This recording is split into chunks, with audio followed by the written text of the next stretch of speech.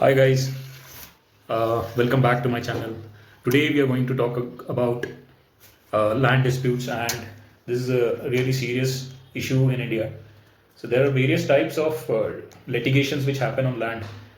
Some of the litigations which I know I'll be placing in front of you. Land litigation in India is a complex and highly lucrative area in certain cases due to the rise of value of real estate. The key types of land-related legal disputes includes number one, title dispute. So title dispute cases where multiple parties claim ownership of a particular piece of land. So this is very common type of dispute which happens, which we see most of the time. Construction on another person's land or government's land. This is another type of encroachment litigation. Number three is land acquisition disputes. In the land acquisition dispute cases where the government acquire private land or infrastructure projects leading to compensation disputes, where the landowner or the farmers are involved and they don't get proper compensation from the government, supposedly. On the number four, Benami transactions. Benami transactions is properties purchased under a fictitious name to hide the ownership of the land. Mostly this happens to evade the taxes. Number five, partition disputes. This generally happens within family. This happens over inherited or jointly owned properties. Number six, tenancy and lease conflict. Disputes between landlords and tenants are very old sort of a litigation which we have been seeing in the movies also a lot of time. This happens over rental agreements, eviction or unpaid dues by the tenant. So on the number seventh, environmental and foreign land disputes.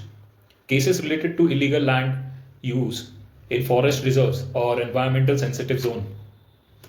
When people start using these zone areas, basically, which is a forest zone or it is a ESZ zone, so they make unauthorized use of these land, and then dispute is created or litigation is created.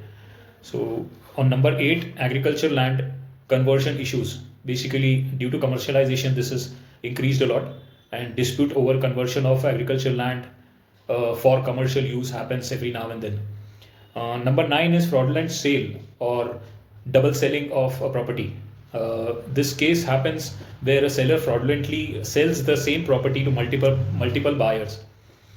Number 10, slum rehabilitation and redevelopment conflicts. Disputes over redevelopment projects, eviction of slum dwellers, or fraudulent builder dealings are examples of slum rehabilitation or redevelopment conflicts. How land litigation can be a gold mine. Now we are discussing about the opportunities which can come out of litigation created lands or disputed lands. Despite the risks and delays, land litigation can be highly profitable due to one of these issues. Number one is undervalued asset. Disputed properties are often available at a fractional cost of what the market value actually is. So this comes under undervalued asset. Number two is legal resolution, which leads to huge gains. So when the litigation is resolved by somebody, they gain a lot of value by the cost having said been increased due to over a period of time appreciation, and that cost is quite significant. Number three, government compensation in acquisition cases. So if the land is acquired by government, the compensation is often many times higher than the original investment. Strategic settlement.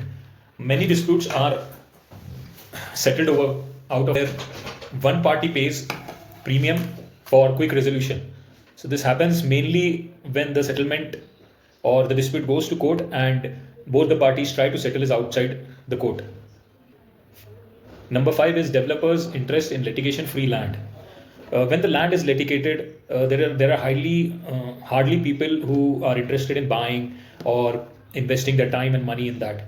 For those builders who take the risk in investing their time and money to solve the litigation, those sort of real estate developers often pay a premium for clearing the litigated land.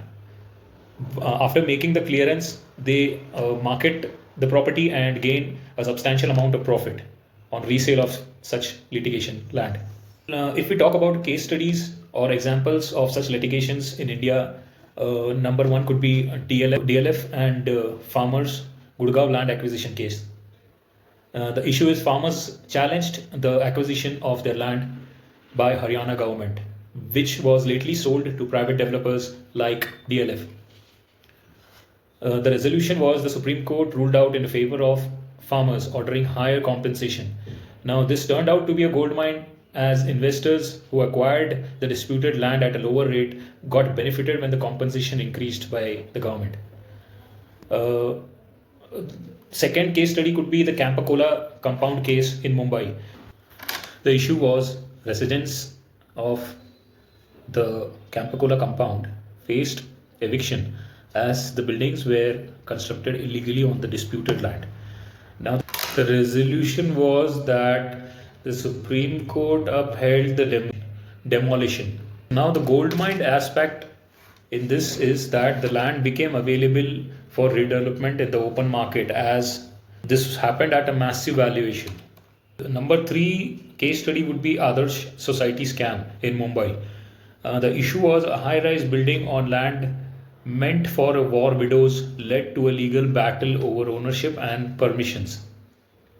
The resolution was the government took over the land after a long legal battle, and this became a gold mine, as property, if reallocated legally, would have fetched a massive market price. So, as a conclusion, the land litigation in India is risky but offers significant financial opportunities.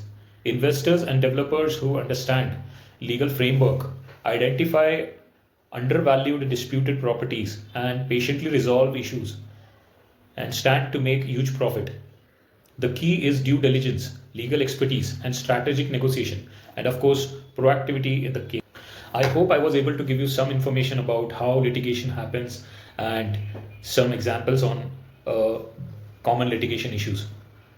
I hope you like the video, and if you do, please like, share, and subscribe. I will wait for your comments also. Thank you. Take care. Bye bye.